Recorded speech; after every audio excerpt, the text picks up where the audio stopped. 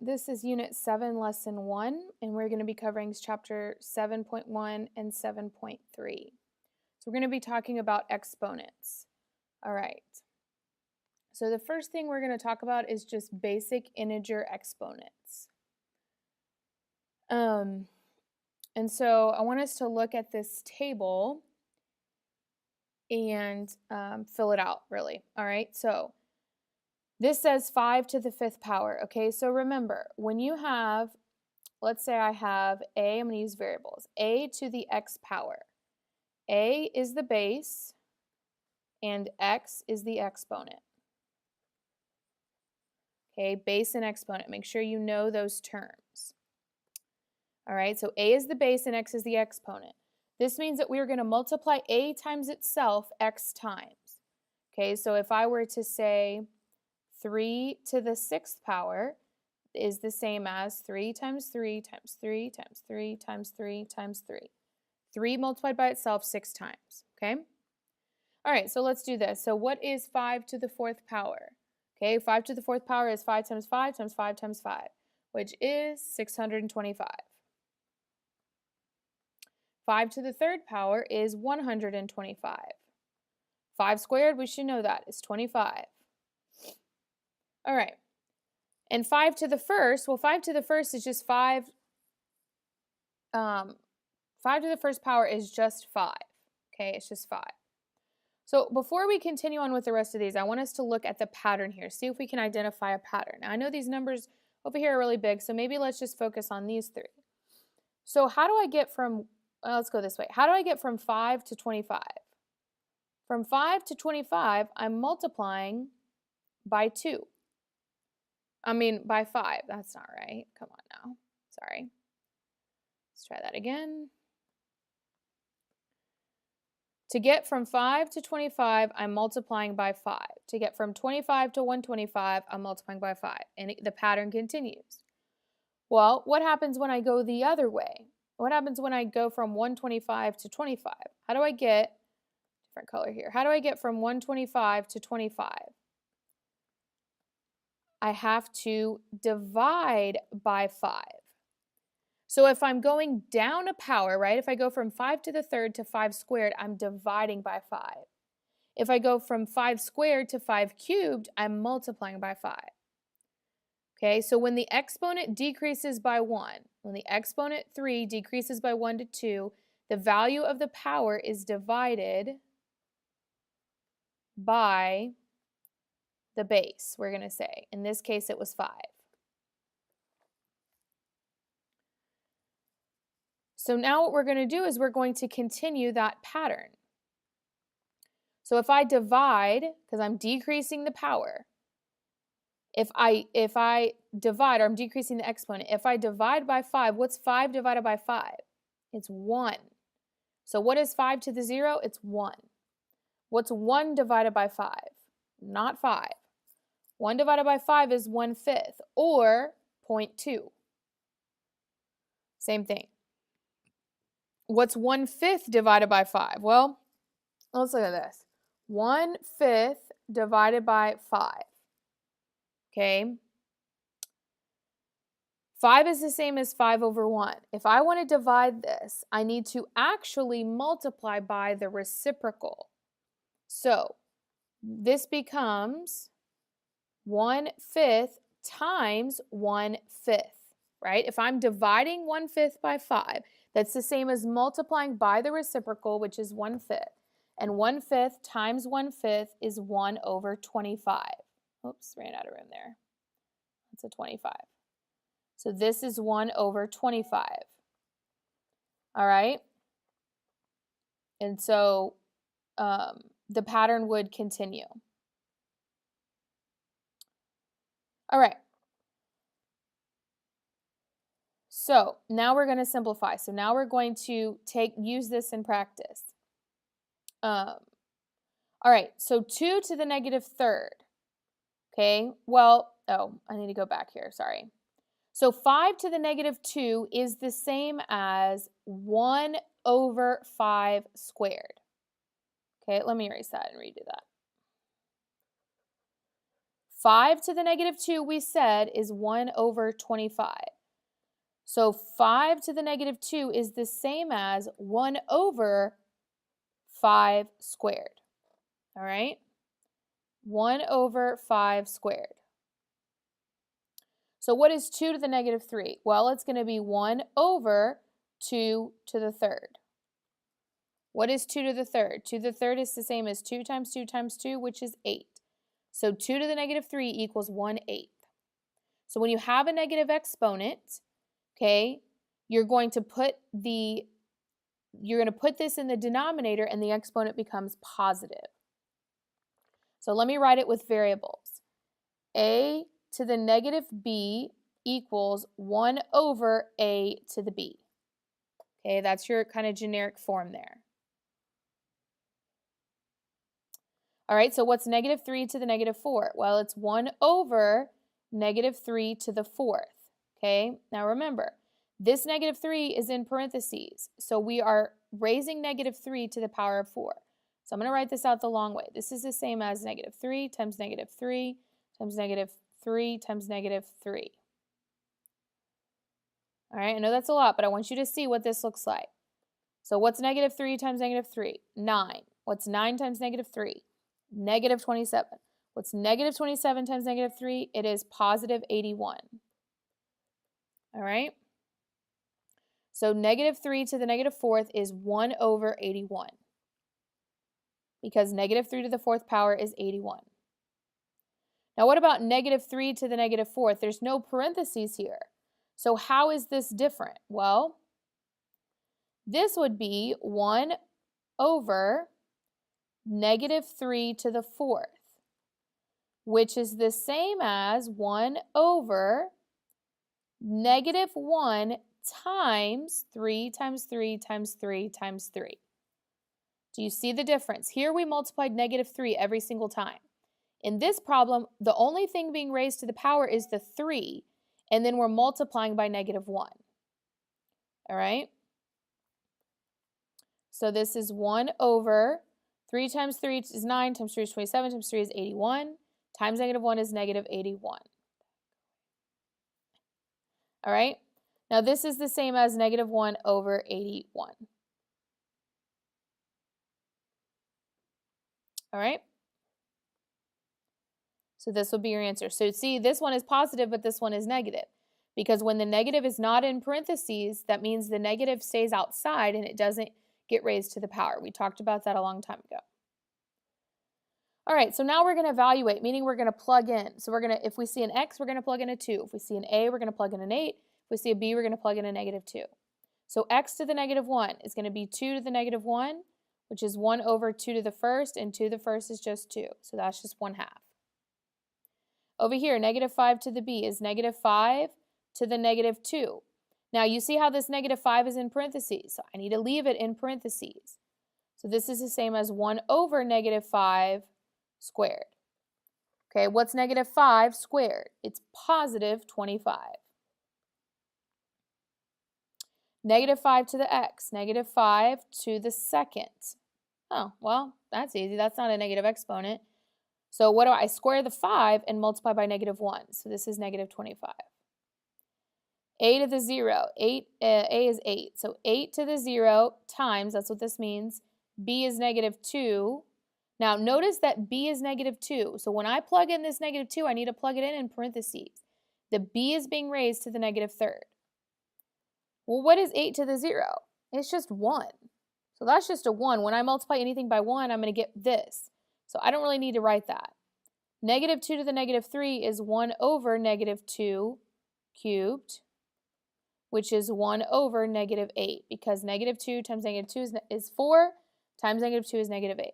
And again, you could rewrite that just as negative 1 over 8. You can move the negative to the numerator, which is what I would prefer.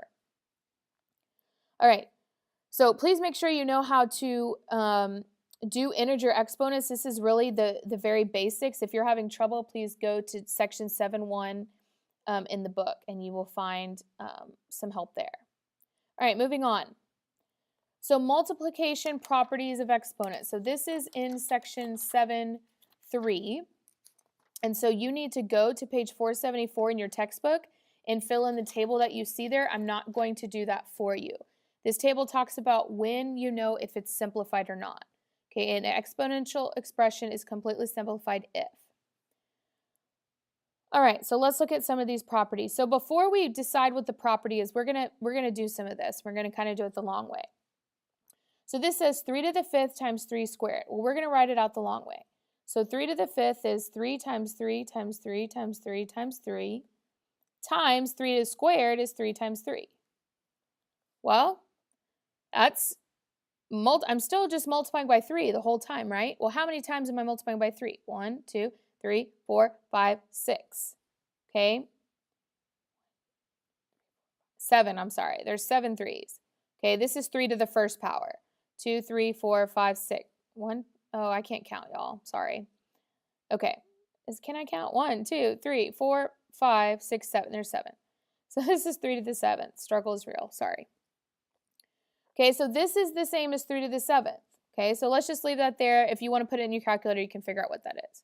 All right, let's do this one. 4 to the 7th. 1, 2, 3, 4, 5, 6, 7. That's 4 to the 7th. I'm going to do a different color here.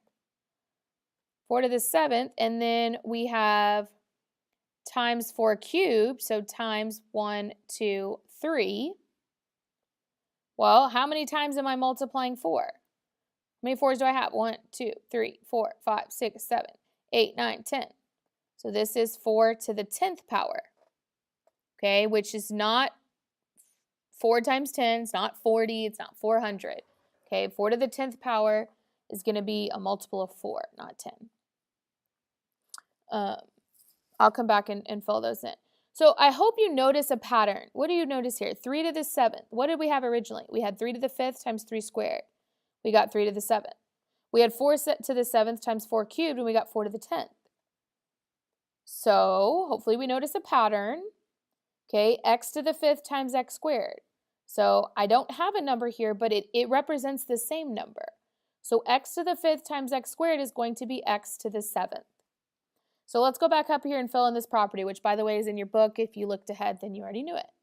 Okay, so we're going to write this property as a to the m, so some number raised to the power of n, times the same number raised to a different power equals the number raised to m plus n. Right? So 5 plus 2 is 7. Notice that the bases are the same. That's very important. Okay, if the bases are not the same, then you cannot follow this rule. We'll see that in this next example. So this says 4 squared times 3 to the negative 2 times 4 to the 5th times 3 to the 6th. Okay, so I need to take a look at the different bases I have and not combine them. So I have 4 squared times 4 to the 5th. Okay, so 4 squared times 4 to the 5th. Remember, multiplication is commutative. So I can move this around and it's not going to change it. And then I'm going to do 3 to the negative 2 times 3 to the 6. So this is times 3 to the negative 2 times 3 to the 6th. So I can only combine purple with purple and green with green. So don't get that confused. So what is the purple? The purple is going to be 4 to the 7th. And the green is going to be, well, what's negative 2 plus 6? It's 4. So that's going to be 3 to the 4th. Okay? Again, I cannot combine these because they are different bases. Now, could I multiply this out?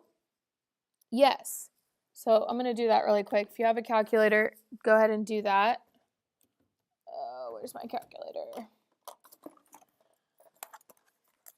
So I'm going to do 4 to the 7th is, but we don't normally multiply this out. You don't have to do that. 4 to the 7th is 16,384. 16,384 times 3 to the 4th is 81. Oh, again, it's going to be a huge number. And so that's why we really leave our answer 132,000. Nope. Back up. This is 1,327,104. So that's why we would just leave our answer like this, because we don't really want to have to do all that, okay? All right, last one here on this page. We've got a to the fourth, b to the fifth, a squared. Okay, again, I can only combine these a's. So that's a to the sixth, the b just stays by himself. So that would be a to the sixth, b to the fifth, which, by the way, is the same as b to the fifth. I'm struggling real hardcore. A to the sixth, b to the fifth equals b to the fifth, a to the sixth. But normally we write it with the first, like in alphabetical order. I don't know why, we just do. All right, is that all on that page? Yes. All right, moving on. So now we're going to look at a different property, okay? So we're going to, again, simplify this, and then we'll kind of name the property. So if I wanted to simplify 4 cubed to the second power, that is the same as 4 cubed times 4 cubed, right? 4 cubed to the second power is this times itself.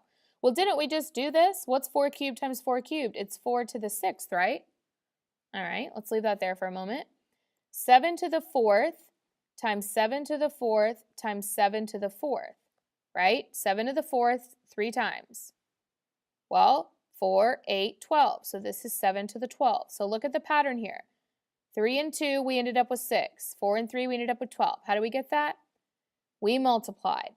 So what is the power of a power property? The power of a power says if you have a to the m power raised to the n power, again, this is in your book if you want to look for it there, that is going to equal a to the mn, meaning you're multiplying m times n, and that's how you get your power.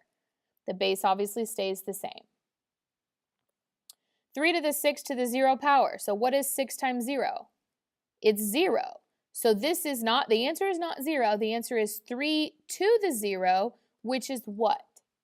1, because anything raised to the 0 power is 1. We looked at that in the very first problems. All right, this is x, I believe that's a -2. X to the -2 times to the -4 power.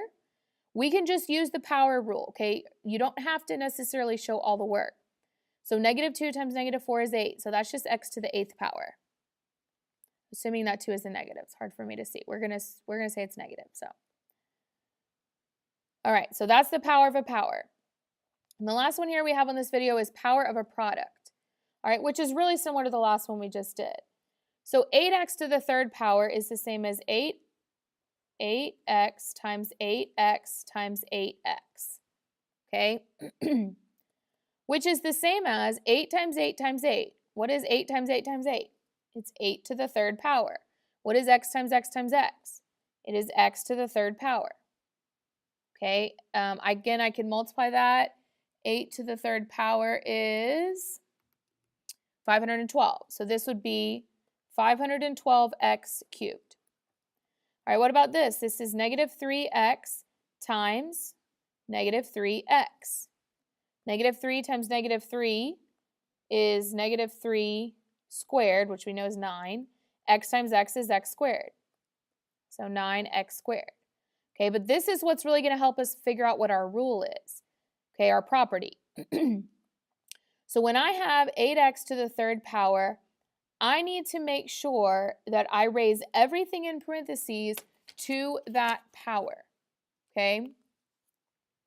And so the rule looks like this. If I have ab to the n power, okay, I'm multiplying something in here, that is going to equal a to the n times b to the n, all right? Now, I need you to remember that if I have the number 5, there is an invisible exponent here, and that invisible exponent is a 1. So if you just see a number by itself, then the exponent is a 1. So what is the exponent on this 8? It's a 1. Well, what is 1 times 3? It's 3. Okay, what's the exponent on the x? It's a 1. What's 1 times 3? 3. So that's where this rule comes from. We're assuming that these are both a 1 exponent, and you just multiply by the number on the outside. All right, so let's look at this next one. So I have the negative on the outside. That's really important. We want to leave him out there.